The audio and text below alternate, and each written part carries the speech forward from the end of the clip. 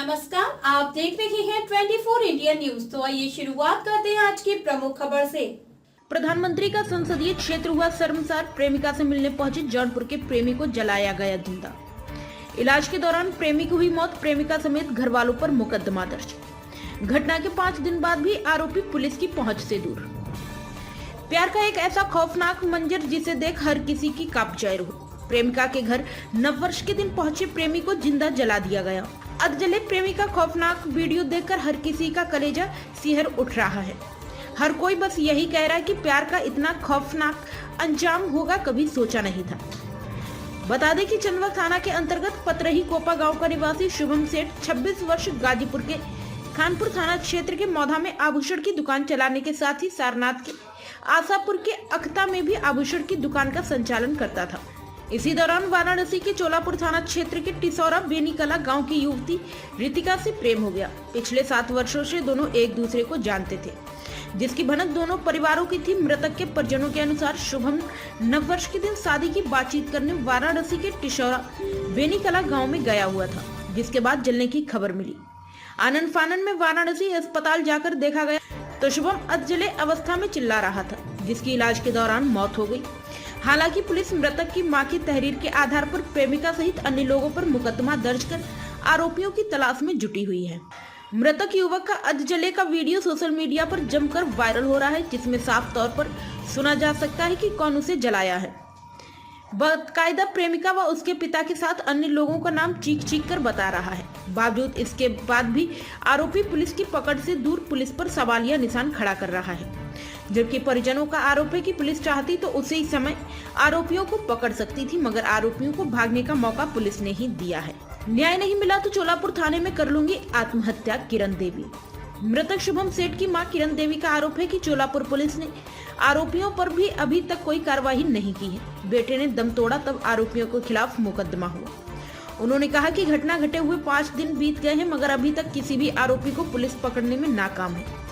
योगी राम राज्य में अगर मुझे न्याय नहीं मिला और 3 दिन के अंदर पुलिस आरोपी को पकड़ कर नहीं लाती है तो चोलापुर थाने में पहुंच मैं खुद आत्महत्या कर लूंगी। आरोपियों को सजा मिलने के साथ ही घर चलाना चाहिए बुलडोजर। आरती सेठ। मृतक की बहन आरती सेठ और रानी सेठ ने बताया कि रितिका के साथ मेरे भाई का संबंध कई वर्षों से चल रहा था। जब मेरी माँ घर पर नहीं रहती थी तब रितिका घर पर आती थी, खाना भी बनाती थी। मेरी माँ को आने से पहले ही घर से चली जाती थी। जब मेरे भाई का सारा पैसा खत्म कर दी तो किसी और के साथ प्यार करने लगी। पिछले 6 माह से मेरे भाई से बात नहीं करती थी। मेरे भाई को नववर्ष पर बुलाकर भाई को कुर्सी से बांधकर उसके ऊपर पेट्रोल डालकर जलाकर फरार हो गई। हम लोगों को न्याय चाहिए। रितिका समेत अन्य लोगों की गिरफ्तारी होनी चाहिए, साथ ही उनके घर पर बुलडोजर भी चलना चाहिए। अरविंद कुमार यादव की रिपोर्ट। है पूरा मामला बताइए। पूरा मामला तो आप सुन ही रहे भैया कि कैसी कैसी हालत लड़का के साथ हुआ है। अब हमको बस न्याय चाहिए, नहीं तो हम 3 दिन के अंदर में चोलापुर थाना में जाके खुद ही अपना हम जान देंगे। अब हमको कोई सहारा नहीं है, बस हमके अपने हमारे लड़का के या तो न्याय मिले या तो हम अपने अपन जान वही जाके दे, और हमरे सिवा कुछ ना। अब आज 5 दिन हो गए, अभी तक हमें कोनो न्याय ना मिलल। अब हमें 3 दिन के अंदर में ना मिले तो हम खुद अपन जाके थाने पर जाते।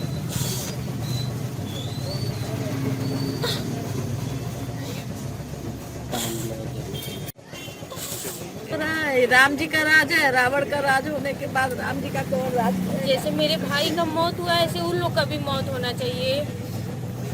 उन लोग मौत करके ही भाग गए। उनके घर में जाकर पेट्रोल, जैसे मेरे भाई को पेट्रोल, उसके घर में भी पेट्रोल छिड़के उनका घर भी जलाए, फिर जाके बुलडोजर से घर उनका गिराया। और उन लोग को गिरफ्तार करिए तब उसको अन्याय मिलेगा हम लोग को।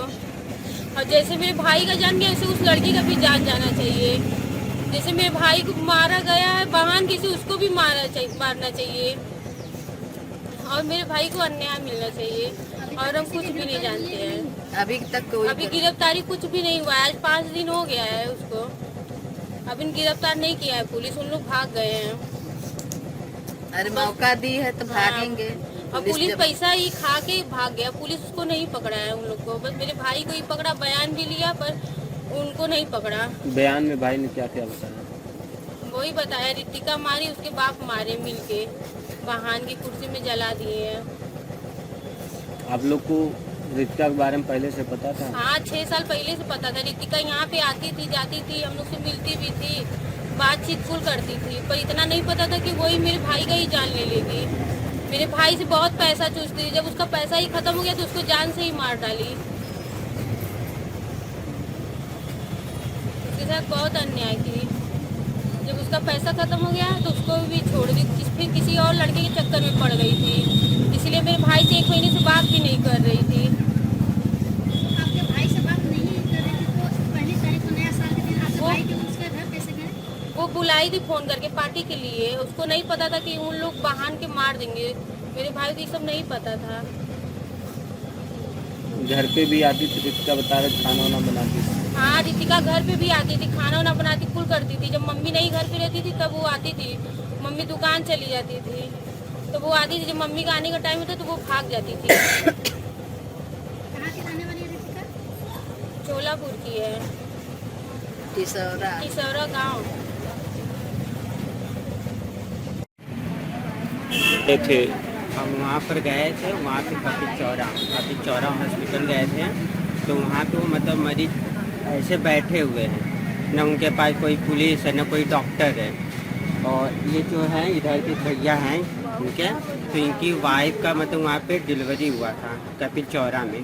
तो उनको पता चला तो वो गए कपिल चौरा में। न डॉक्टर वहाँ थे न कोई पुलिस था, वो वैसे बैठे हुए हैं। फिर हम गए, बोले रे डॉक्टर कुछ तो करिए। तो डॉक्टर बोलते हैं पहले साइन करो, नंबर दो, ये करो वो करो। तो इसके बाद हम दिए जाने के बाद अंदर नर्स आई के बस सुई लगा के मेरे हाथ में मलहम दे दी। मलहम देने के बाद बोलती क्या है कि हम कुछ नहीं कर सकते हैं, ये लीजिए मलहम आप लगा दीजिएगा। तो वहाँ से मलहम फिर कुछ नहीं की। फिर वहाँ से फिर हुआ कि कपिल BHU भेजे। BHU भेजने के बाद फिर वहाँ पे भी नहीं लिए। फिर ट्रामा सेंटर भी गए, वहाँ भी नहीं लिए। फिर नोवा हॉस्पिटल में हम गए थे, हम लोग लेकर के।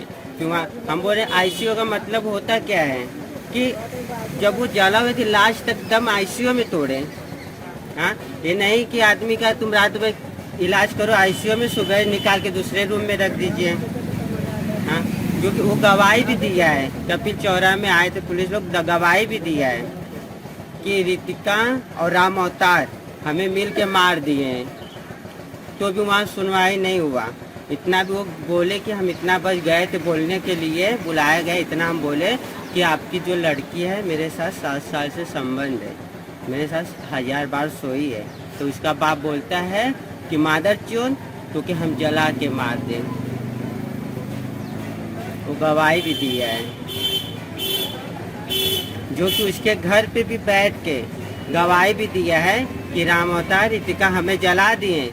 अब हमें ये बताइए अन्याय कैसे मिलेगा? जब पुलिस के सामने बोल दिया है तो उसी समय उसको भी लेके जाना चाहिए ना, कि भाई तुम्हारे जब घर पे जला है तुम भी चलो। हाँ, क्या हमारे पुलिस साहब उनको भागने का मौका दे रहे थे? हाँ, कि चलो ये चल जाए तुम भागो।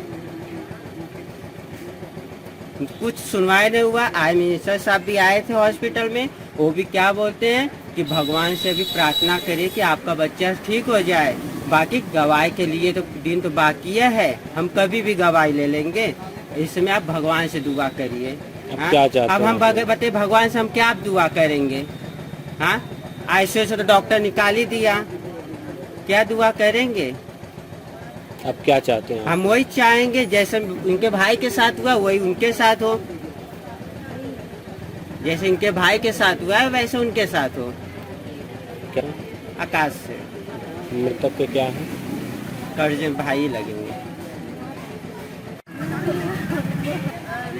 उस दिन क्या हुआ था, पूरा क्या मामला है?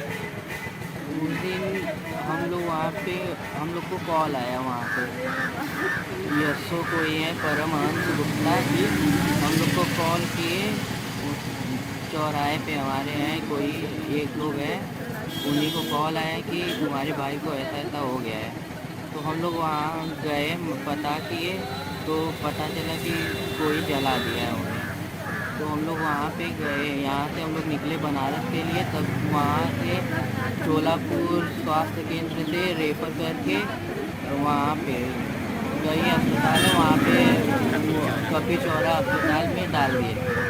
हम लोग वहाँ गए तो वहाँ पे कोई कुछ नहीं कर रहा था, पुलिस को बयान दे दिए थे तो भी कोई कुछ नहीं किया। वहाँ पे कोई मजिस्ट्रेट है, उनके साथ सामने गवाह दिए, फिर भी वहाँ पे कुछ सुनवाई नहीं। वीडियो में क्या क्या बता रहा था भाई? तो यही वीडियो बता रहे थे कि रितिका यादव और राम अवतार यादव ने मुझे जला के मार दिया।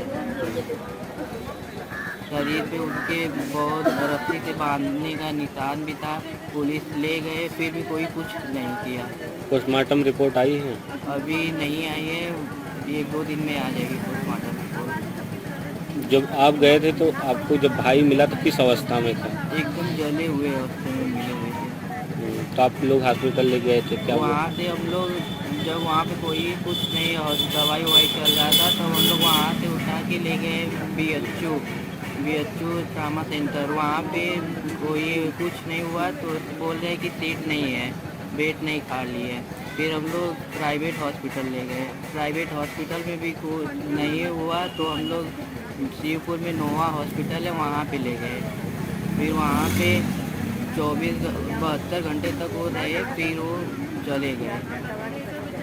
2-3 दिन बाद उनकी मृत्यु हो गई। तो लोग न्याय की गुहार लगा। पुलिस बोल रही है कि पहले अपने बच्चे को देखो, फिर हम लोग रिपोर्ट लिख देंगे। FIR कितने घंटे तक नहीं हुई थी? FIR 1 तारीख को मेरी मम्मी गई थी FIR करने के लिए, तो FIR कर दे दी थी तो उन लोग डरे हुए थे, कोई सुनवाई नहीं किए। फिर जब भैया का डेथ हुआ तब उनके वो सब लोग आए, फिर FIR दर्ज किए। क्या नाम है? मेरा नाम सनी सेठ है। खबरों में अब तक के लिए बस इतना ही। आगे होगी फिर मुलाकात किसी खास खबर के साथ। तब तक के लिए नमस्कार और देखते रहिए 24 इंडिया न्यूज।